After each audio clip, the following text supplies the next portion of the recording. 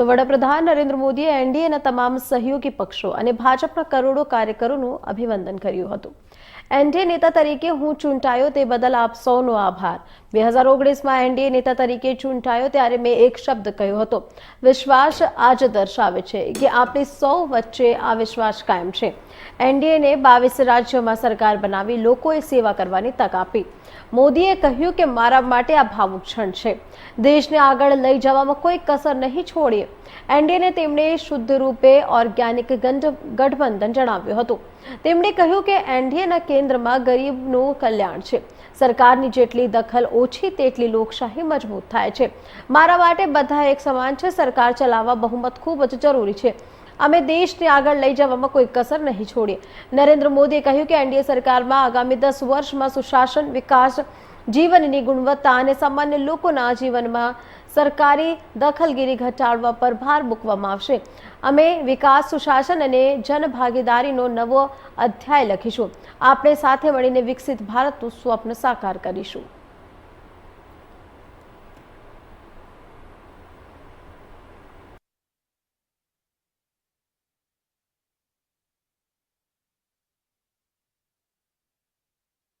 कि इतने महान लोकतंत्र की ताकत देखिए कि एनडीए आज देश में 22 राज्यों में लोगों ने उनको सरकार बनाकर के सेवा करने का मौका दिया.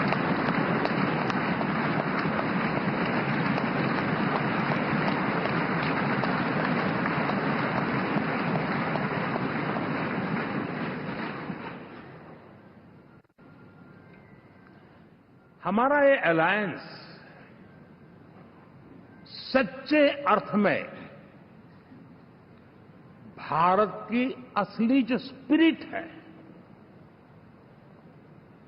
जो भारत का आत्मा है, भारत की जड़ों में जो रचा बसा है, उसका एक अर्थ में प्रतिबिंब है.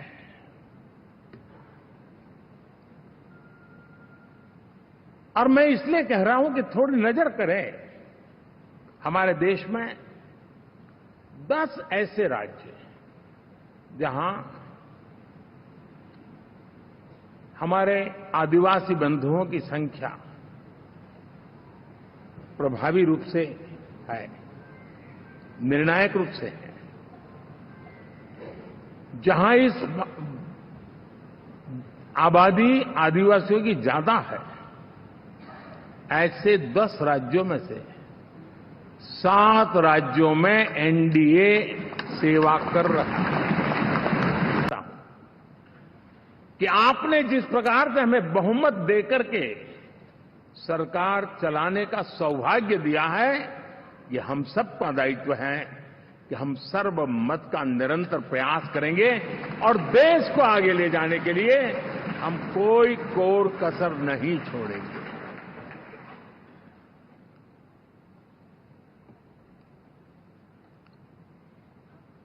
साथियों, एनडीए को करीब करीब 3 दशक हो चुके हैं. यानी आजादी के 75 साल में 3 दशक एनडीए, ये सामान्य घटना नहीं है जी. विविधता से भरे हुए अपनी लोकतांत्रिक और सामाजिक रचना के बीच में ये 3 दशक की यात्रा एक बहुत बड़ी मजबूती का संदेश देती है. और मैं आज बड़े गर्व के साथ कहता हूं कि किसी एक समय वो था कि संगठन के कार्यकर्ता के रूप में इस अलायंस का हिस्सा था, व्यवस्थाओं से जुड़ा रहता था, और आज सदन में बैठ करके आपके साथ काम करते करते मेरा भी नाता इससे 30 साल का रहा है. और मैं कह सकता हूं, हकीकतों के तथ्यों के आधार पर कह सकता हूं, ये सबसे सफल अलायंस है.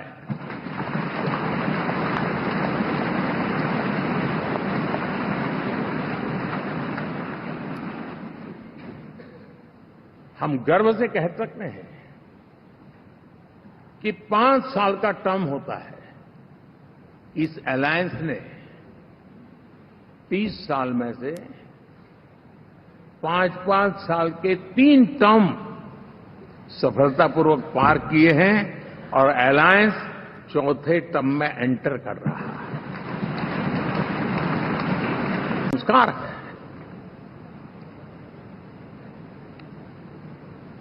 अब किसी भी बालक को पूछो कि भाई लोकसभा के चुनाव के पहले सरकार किसकी थी, तो कहेगा एनडीए। 24 के नतीजों के बाद सरकार किसकी बनी, एनडीए। तो हारे कहां से भाई? पहले भी एनडीए थी, आज भी एनडीए और कल भी एनडीए है।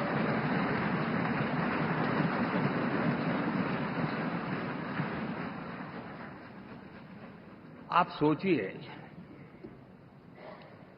10 साल बाद भी कांग्रेस 100 के आंकड़े को नहीं छू पाई।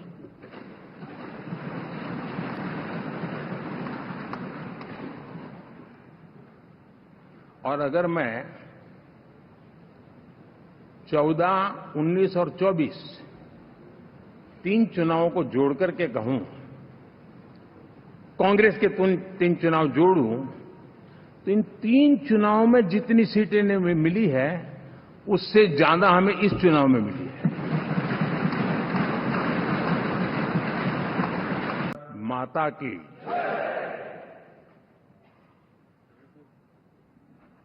मैं सबसे पहले तो इस सभागृह में उपस्थित एनडीए घटक दलों के सभी नेतागण,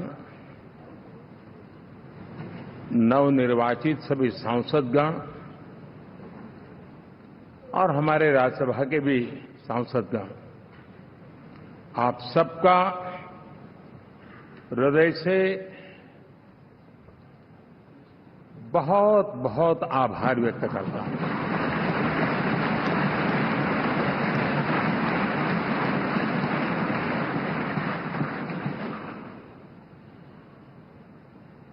मेरे लिए खुशी की बात है कि इतने बड़े समूह को आज मुझे यहां स्वागत करने का अवसर मिला है।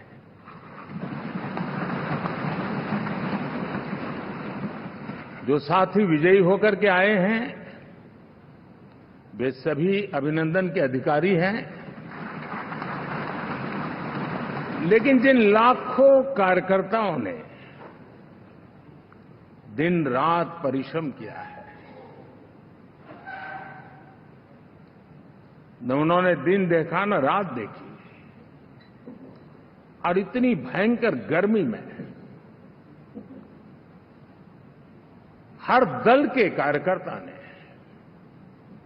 जो पुरुषार्थ किया है, परिश्रम किया है, मैं आज संविधान सदन के इस सेंट्रल हॉल से सर झुका करके उनको प्रणाम करता हूं।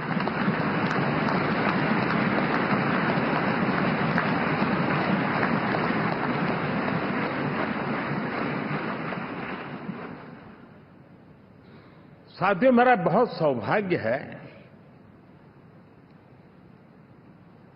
कि एनडीए के नेता के रूप में आप सब साथियों ने सर्वसम्मति से चुन करके मुझे एक नया दायित्व दिया है और इसके लिए मैं आपका बहुत बहुत आभारी हूं।